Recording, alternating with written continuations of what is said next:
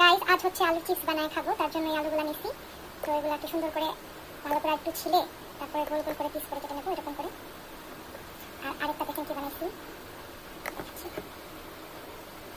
Spiral টাইপের, যেটা আপনাদেরকে কেটে দেখাচ্ছি কি করে কাটছি। তো দেখেন কি করে কাটছি।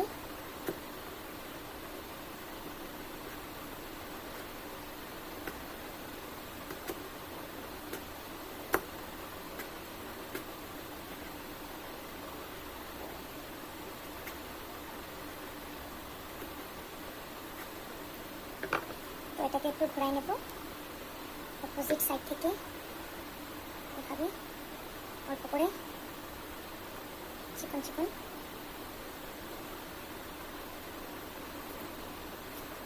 আশা করি আপনারা দেখতে পারতেছেন দুটি করে করছি, আপনারাও ঠিক এভাবেই করবেন।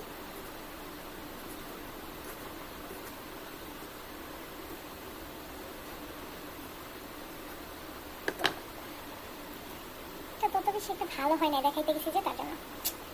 তো এটা সুন্দর করে ভিজিয়ে রাখলে কতক্ষণ পরে এটা ঠিকই সুন্দর হবে। এটার মতো আর আমি এগুলো সব এভাবে কেটে নিচ্ছি, তারপরে ভেজে খাবো। এই আলুর পিসগুলোকে ভাজার আগে আমি একটা শুকনো কাপড় দিয়ে ভালো করে মুছে ফ্যানের নিচে হালকা একটু শুকাই নিচ্ছি, যাতে সুন্দর হয় ভাজাটা। আর এখন শুধু হালকা তেলের মধ্যে অল্প একটুটুকু লবণ দিয়ে ভেজে নিলেই হয়ে যাবে। পরে আপনার মন মতো মশলা দিয়ে এটা খেয়ে নেবেন। এই যে আমার আম্মুগুলো এখন ভেজে নিয়ে আসছে, আরও ভাজতেছে, অনেক বেশি মুচমুচে হয়েছে, শব্দ শুনলেই বোঝা যায়। তো এটার মধ্যে হালকা লবণ, মরিচ, আমচুর পাউডার আর হলো চাট মশলা দিব, বেশি কিছু দিতে হয় না, এগুলো দিলেই ভালো।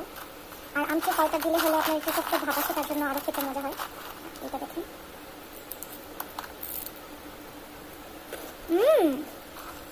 অনেক মজা গাইজ।